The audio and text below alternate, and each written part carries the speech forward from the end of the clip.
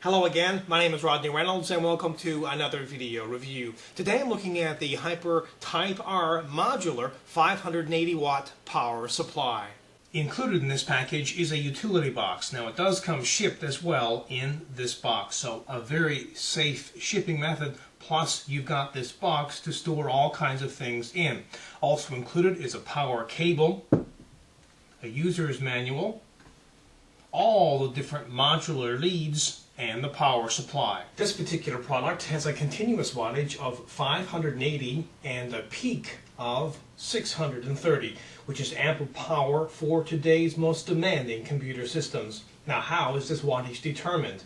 Well, to understand that, you need to know what rails are. Rails are basically well-regulated transformers which convert domestic current into voltages that your computer system can use. And there are essentially two different rails, the 3.3/5 volt rail and the 12 volt rail.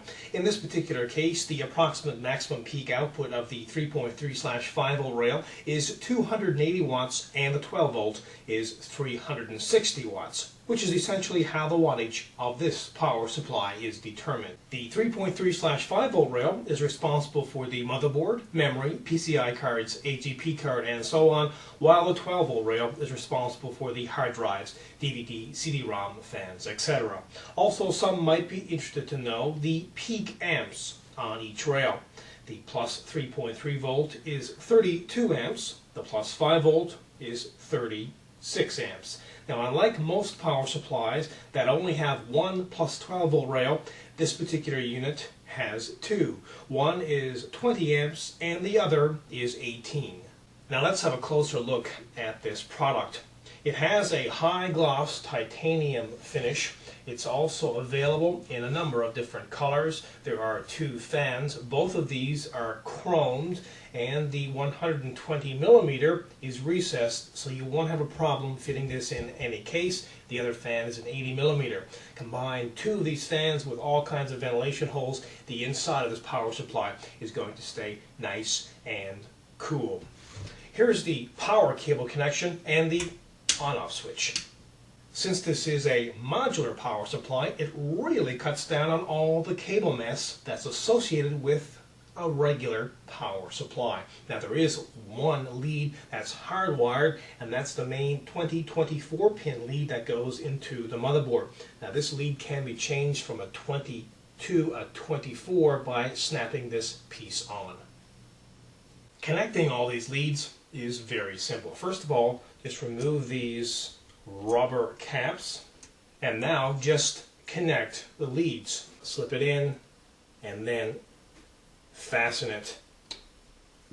Do this for the remaining 5. All the leads on this power supply are sleeved. This makes things neat and tidy, but also increases airflow inside the case. Now let's go through all of these leads. I mentioned previously the 24 pin main motherboard lead, the 4 pin motherboard lead. Here's the 6 pin PCI Express video card connection, and by the way, this power supply is capable of supporting 2 video cards. They include an adapter. This is for another PCI Express video card. Now the rest of the connections here, you can trace them back to the power supply, are 4 pin connections. These go into adapters. There are 10 standard Molex connectors. Notice how these get connected. 4 serial ATA and 1 floppy. And finally, how to listen to the power supply.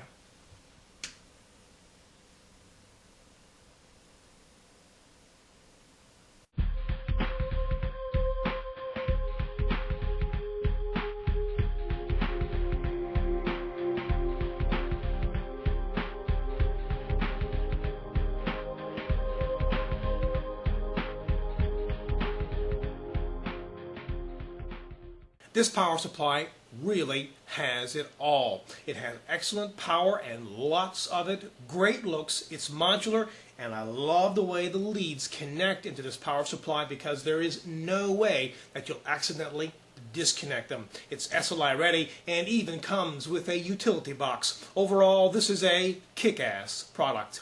Again, my name is Rodney Reynolds. This has been another video review. Be sure to check back very soon. I will have a brand new one for you then. Also, pop into my website at www.3dgameman.com. And while you're there, you can go into the forums and register. And remember, registration is completely free. Also, keep in mind, you can find out a lot more on this product in the forums. And as a final note, if you love watching my video reviews, please help support 3dgameman.com. Until next time, take care.